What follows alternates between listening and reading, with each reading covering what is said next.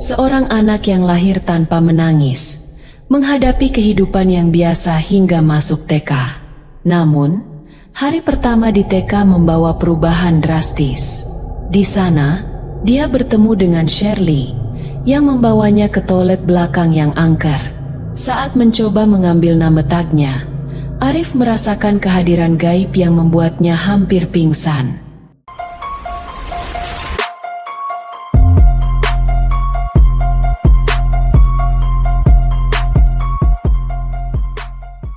Mas Freddy, hai semua, aku Arif. Sejak dulu, aku sudah mencoba menceritakan pengalaman-pengalamanku kepada orang tua, teman, tetangga, bahkan siapapun yang mau mendengarkan. Namun, tak seorang pun yang percaya. Aku bahkan sudah beberapa kali dibawa ke psikiater dan dokter. Namun hasilnya nihil. Sekarang, aku ingin bercerita tentang semua yang telah kualami kepada kalian semua. Ini adalah pengalaman-pengalamanku. Terima kasih telah mendengarkan. Part 1. Namaku Arif. Aku lahir pada tahun 1999. Dan saat lahirku, aku tidak menangis. Hal ini membuat kedua orang tuaku khawatir. Mereka mengira aku mungkin tuli. Perawat bahkan mencoba meremas-remasku agar aku menangis. Tapi butuh waktu lama bagiku untuk menangis. Ternyata, aku tidak tuli. Ini hanya masalah kecil pada tubuhku saat itu. Menurut dokter, aku menjalani kehidupan biasa. Saat berusia 3 tahun, aku disunat. Dan setahun setelahnya, aku masuk TK. Saat itu, aku masih belum mengerti banyak hal. Hanya menikmati kehidupan seperti anak kecil pada umumnya. Namun, semuanya berubah drastis ketika aku mulai masuk TK. Hari pertama di TK sangat berbeda. Tidak seperti anak-anak lain yang selalu ditunggu-tunggu oleh orang tuanya. Aku tidak. Ibuku sibuk di rumah, dan ayahku bekerja. Jadi aku hanya diantar. Biasanya aku mudah bergaul dengan orang baru, tapi di sini, aku hanya duduk diam di tengah-tengah kelas. Aku masuk kelas A. Anak-anak mulai saling mengenal. Ada yang berbicara dengan orang tua mereka. Aku sendiri duduk sendiri, memandangi sekeliling kelas untuk mengusir kebosanan.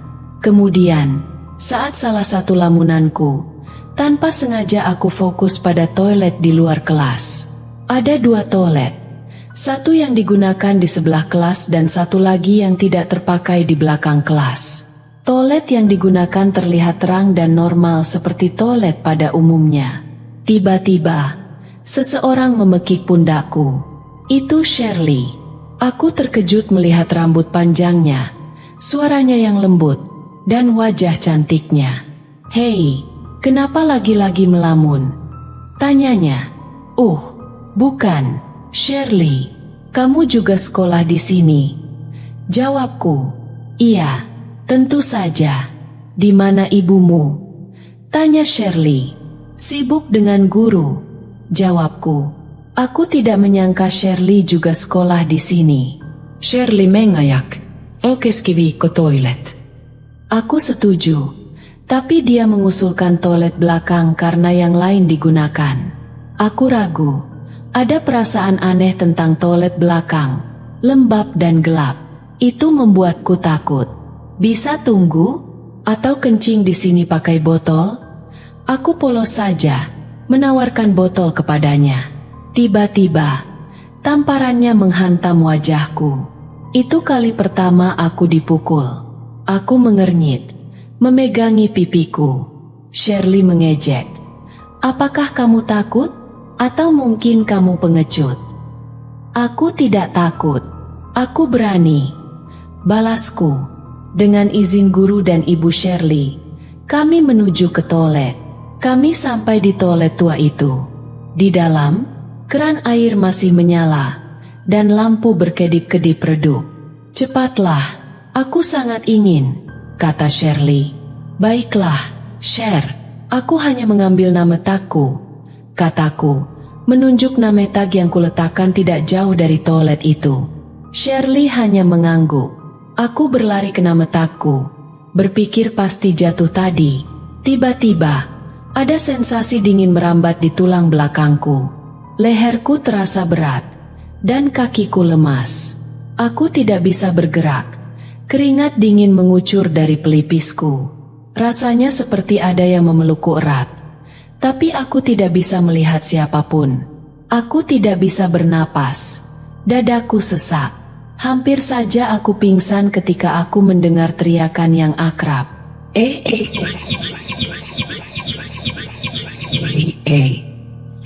Dan aku tersadar. Shirley, bisikku, berlari ke arah toilet itu. Tapi beberapa langkah kemudian, semua bergelapan. Part 2. Aku tidak ingat apa-apa setelah itu. Aku terbangun di kamarku. Ibuku tidur di samping ranjangku. Kepalaku masih sakit, dan perutku terasa mual. Syukurlah, kamu sudah bangun, Nak. Suara ayahku terdengar dari pintu. Ibuku bangun dan memelukku. Air mata di matanya. Syukurlah, Nak, kamu pingsan hampir seminggu, katanya, sesenggukan. Aku termenung, memikirkan. Seminggu? Bagaimana dengan Shirley, Bu? Tanyaku.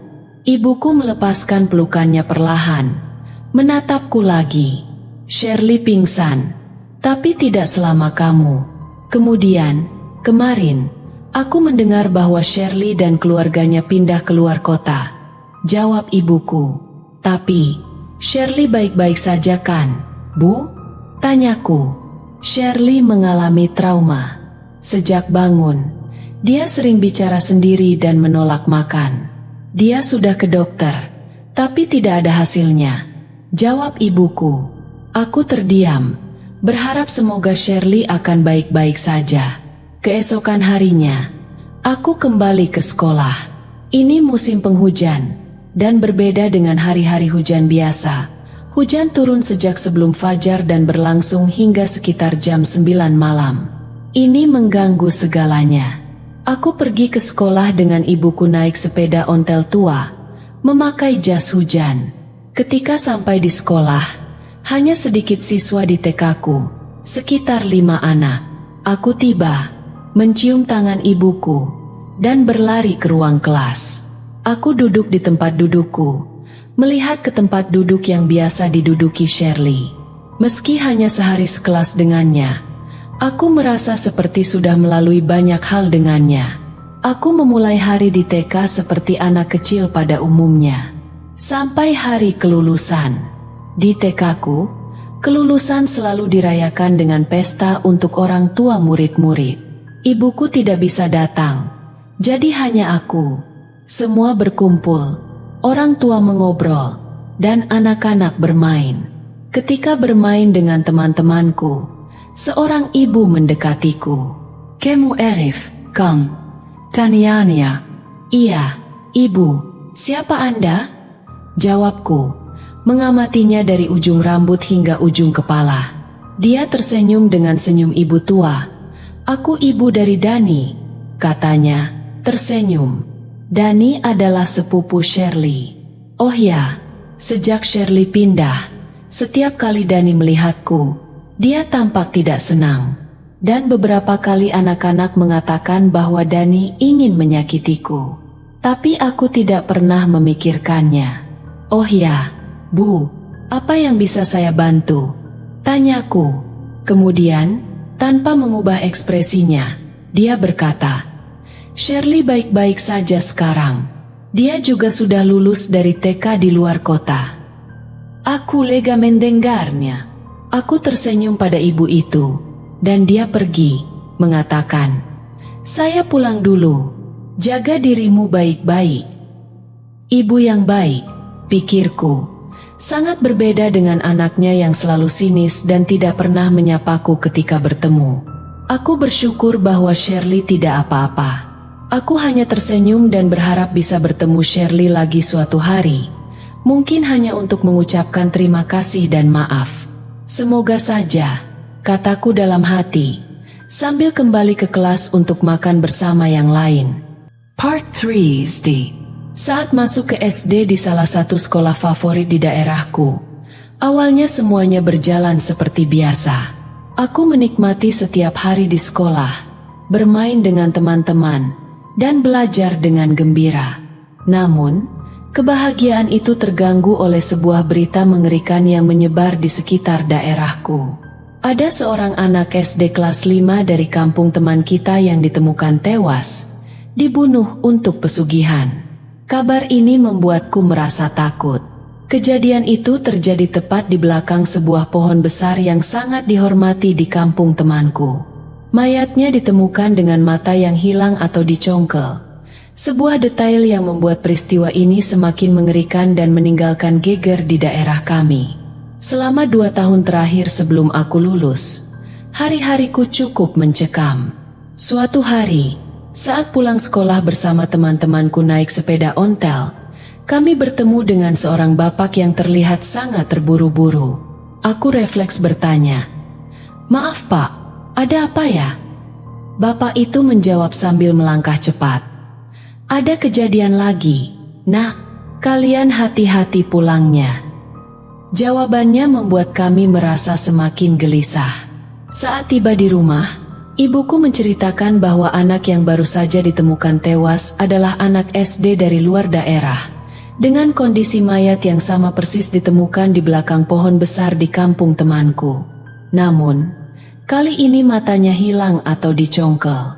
Mendengar cerita ibuku membuatku semakin takut, dan aku mulai memilih untuk tidak bermain di luar setelah pulang sekolah, lebih memilih untuk tinggal di rumah. Keesokan harinya di sekolah, di kelas, tiba-tiba teman baikku yang berasal dari kampung di mana kejadian pembunuhan itu terjadi mengajak kami semua untuk bermain ke rumahnya. Dia mengatakan bahwa ada selamatan karena dia baru saja menang lomba puisi tingkat kabupaten. Namanya Taufik. Dia orang yang ceria tapi seringkali tengil, tapi setia kawan sekali. Di rumah Taufik, ibunya menyambut kami dengan hangat dan menjamu kami dengan sebaik mungkin. "Ibu Taufik," ucapku, "apakah benar-benar sering terjadi pembunuhan seperti yang dikatakan orang-orang? Sampai-sampai tante juga takut." "Iya, Nak," jawab Ibu Taufik dengan serius. "Kalian harus hati-hati.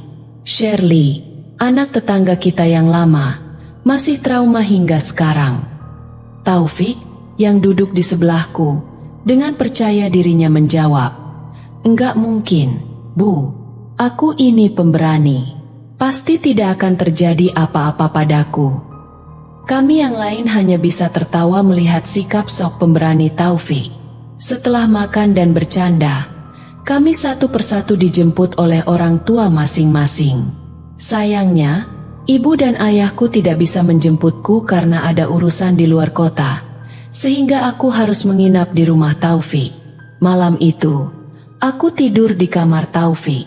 Aku yang belum pernah menginap di rumah orang lain merasa agak gelisah. Aku hanya bisa memandangi langit-langit kamarnya, terganggu beberapa kali oleh suara langkah di luar rumah Taufik. Awalnya, aku mengira itu mungkin orang tuanya atau anggota keluarganya yang lain. Namun, suara itu semakin terdengar seperti langkah orang yang berlari-lari di luar kamar kami.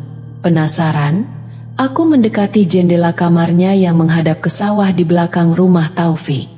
Aku mengambil bangku kecil tempat mainan Taufik, menyingkirkan mainan itu sebentar, lalu mendekati jendela. Aku melihat sekeliling, namun tidak ada yang terlihat di luar. Saat aku hendak turun dari bangku itu, mataku tertarik pada sesuatu yang mencolok di tengah sawah. Aku melihat seorang pria besar membawa karung di punggungnya, berjalan dengan pincang di tengah malam di tengah sawah itu.